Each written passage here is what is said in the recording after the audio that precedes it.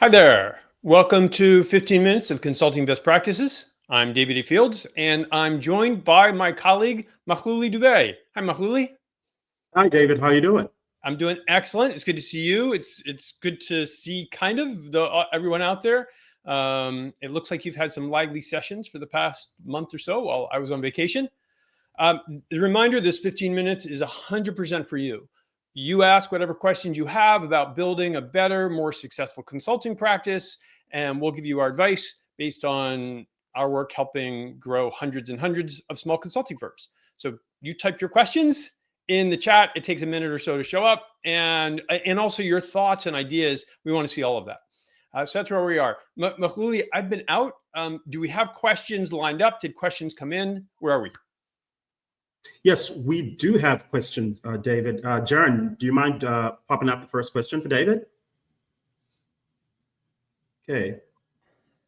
We have a question here, David. It says, I've followed your approach for segmenting my network and using the 111 for outreach, and it's working. I'm getting into conversations with people who should either be in a position to buy consulting from me or influence those decisions.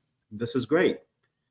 I'm now having one issue. None of the conversations seem to naturally surface any opportunities. They are all very nice. They are all about business. I always learn something, no prospects. Okay. Got it. And by the way, sorry. So what am I doing wrong? Is it not working? All right. Hi, Michael. Paul, yeah, the AWS went down, and so maybe it allows us all to be more productive. And John, happy Monday to you also.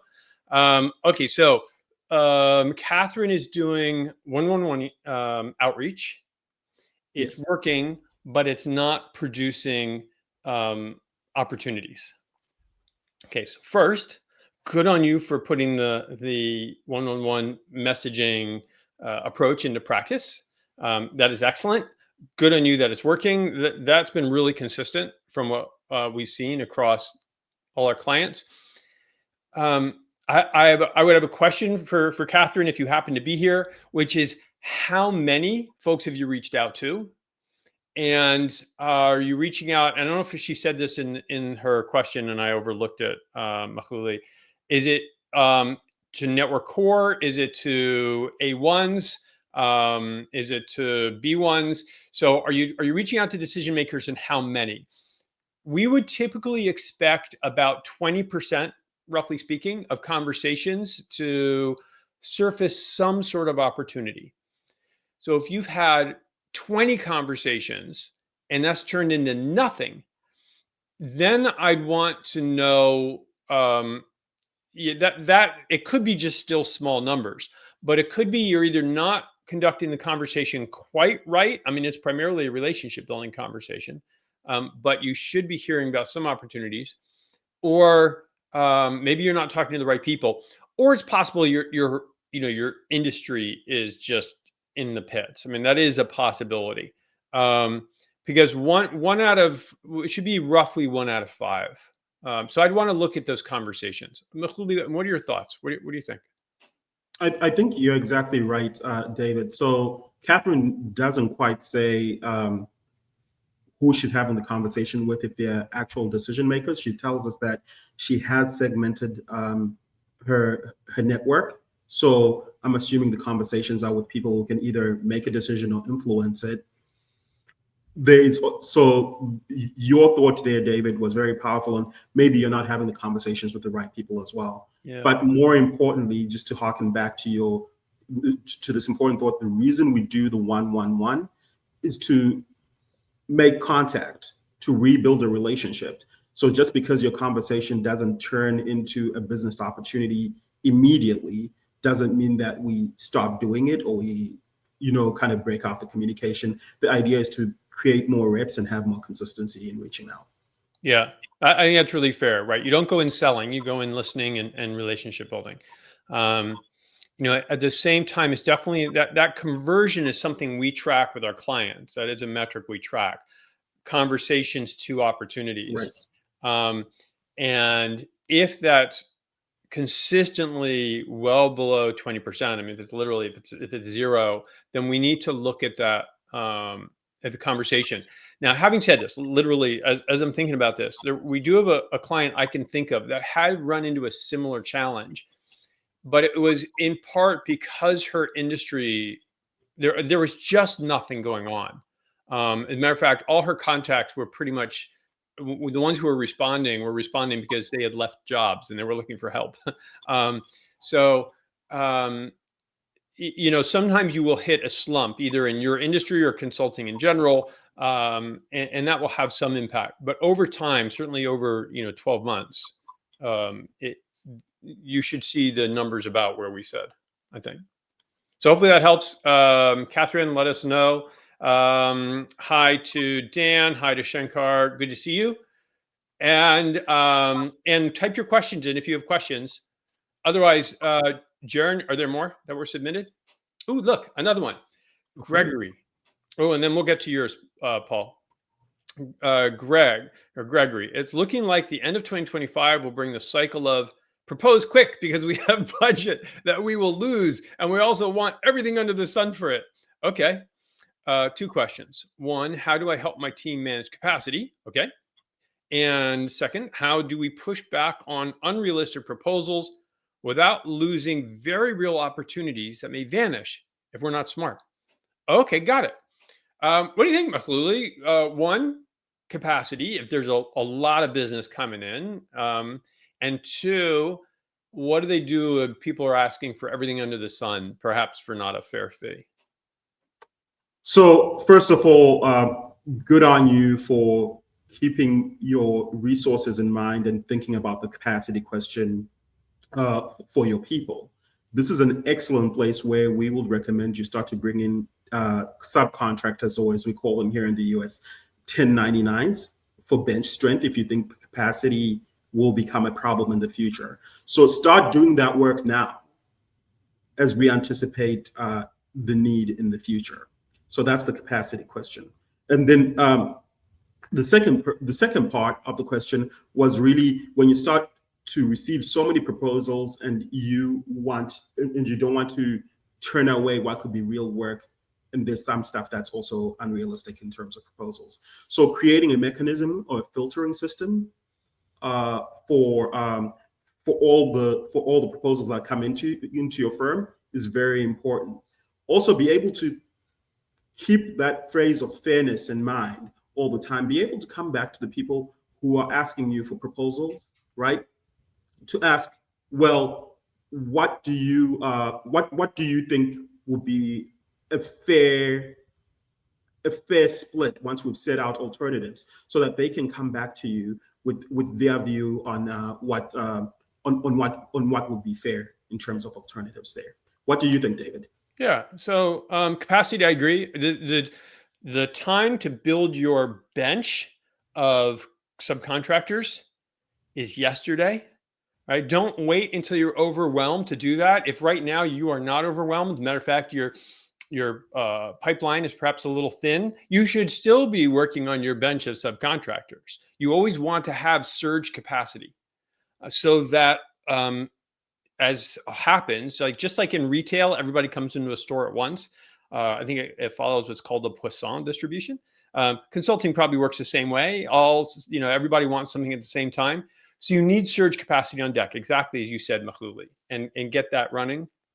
I think, as you suggested, alternatives are a way to handle the issue of unrealistic proposals, and also, as you said, you can push back, I think, is where you were going. You can go back to the client and say, hey, look, it would be great to give you the Palace of Versailles for $3.45, but that's probably not going to happen. I mean, I can't do that. I would go out of business.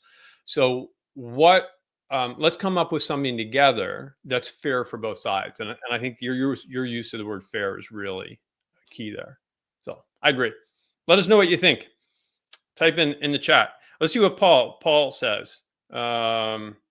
This year, I've developed a more repeatable service offering than my previous bespoke advisory work. Okay, great.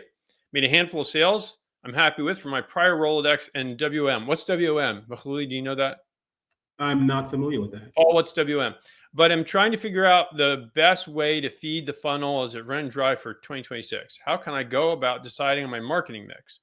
I enjoy thought leadership and conferences, but never before used email, newsletters, or systematically approached podcasting. Any thoughts on approach and Rex for mini agency? And then the rest of your message got cut off, Paul.